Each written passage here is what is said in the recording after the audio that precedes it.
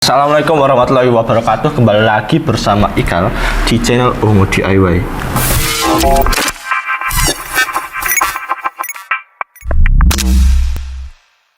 Jadi pada kesempatan kali ini Ikal akan membahas sedikit tentang ilustrasi duniawi, lebih tepatnya pada bagian komposisi dalam ilustrasi.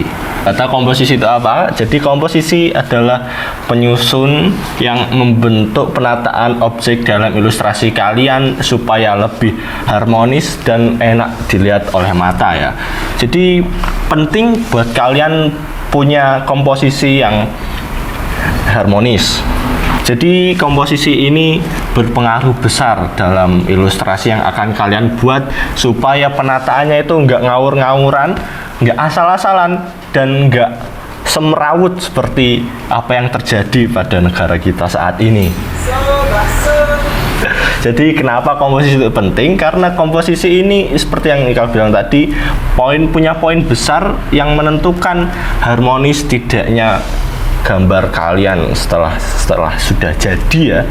Nah, banyak orang tuh bisa gambar bagus, bisa gambar orang secara bagus, tapi tidak bisa menentukan komposisi yang enak di mata, jadi gambarnya itu kurang maksimal.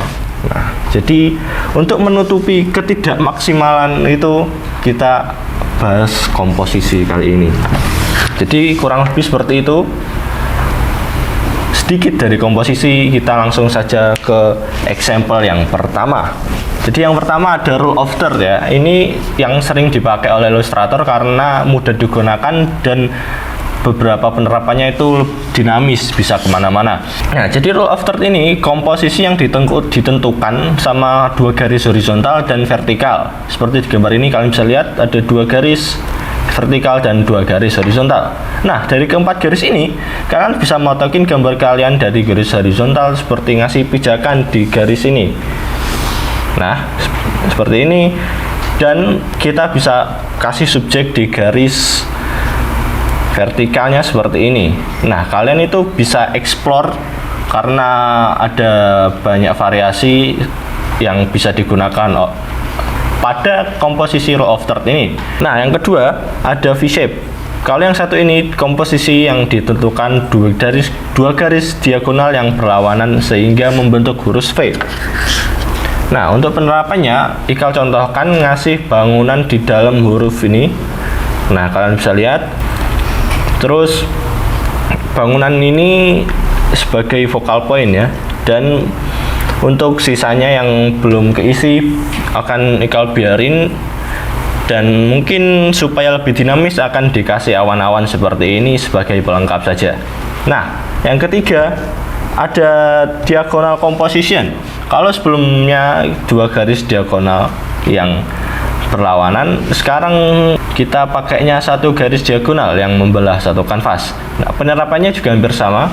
Ikal kasih bangunan di bagian dalam dan sisanya kita kosongin atau kasih awan saja sebagai pelengkap.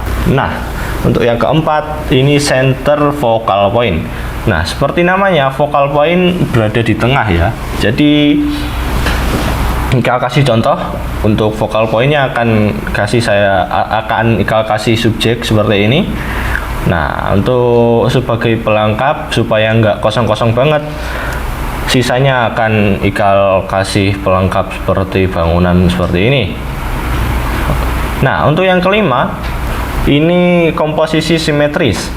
Seperti namanya, komposisi ini ditentukan oleh bentuk simetris ya teman-teman. Dari dua sisi kanvas kita ini setidaknya bobot dari objek yang kita taruh itu sama. Nah, saya contohkan seperti ini.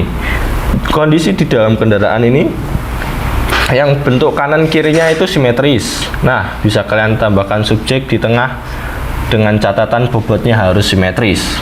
Terakhir ada asimetris. Kebalikan dari yang sebelumnya, asimetris ditentukan bobot yang berbeda dari objek yang digambar. Misal pakai contoh yang sebelumnya, nah ini tinggal Ikal kasih subjek aja di bagian kiri ini supaya bobot dari gambar saling bertolak belakang. Nah, jadi komposisi ini sebenarnya masih sangat luas kalian bisa explore lebih jauh, seperti ada golden ratio, ada ya, rule of golden itu juga ada, dan masih banyak lagi sebenarnya.